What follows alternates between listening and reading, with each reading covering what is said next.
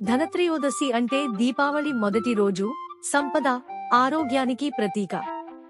ఈ రోజు లక్ష్మీదేవి, ధన్వంతరి దేవుడు, కుబేరుడు పూజలు చేస్తున్నారు.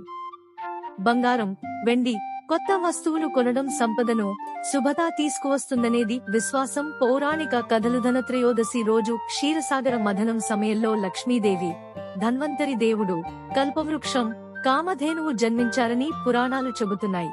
ధనత్రయోదశి రోజున 13 దీపాలు వెలిగించడం వల్ల అకాల మరణ భయం తగ్గుతుందని, డబ్బు, ఐశ్వర్యం వృద్ధి చెందుతుందని నమ్మకం. పూజ విధానం: ఇంటికి శుభ్రంగా చేసి తూర్పు లేదా ఈశాన్య దిశలో పూజ స్థలం ఏర్పాటు చేయాలి. లక్ష్మి, కుబేరుడు, ధన్వంతరి దేవుళ్ల చిత్రాలు పెట్టాలి. కొత్త వస్తువులను, బంగారం, వెండి, ఉత్తర వస్తువులు పూజా స్థలంలో పెట్టాలి. దీపం వెలిగించి పుష్పాలు, హరితాలు, న్యూకం, పండ్లు, ప్రసాదం పెట్టాలి.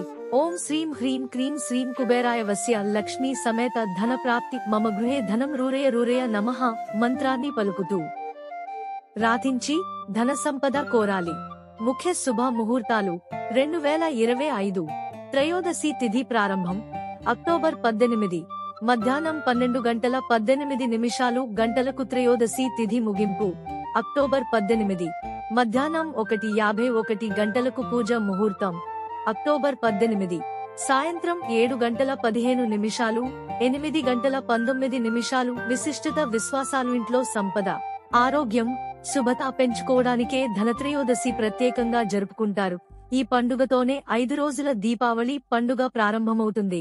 ధనత్రయోదశి కార్యక్రమాల్లో పూర్వీకులు చెప్పిన రీతిలో మాత్రమే వ్యవహరించాలి. ఈ రోజు సంపద, ఆరోగ్యం కోరుతూ పూజలు చేయడం, వస్తువులు కొనడం, 13 దీపాలు వెలిగించడం లక్ష్మీదేవి అనుగ్రహానికి ప్రతీకగా భావించవచ్చు.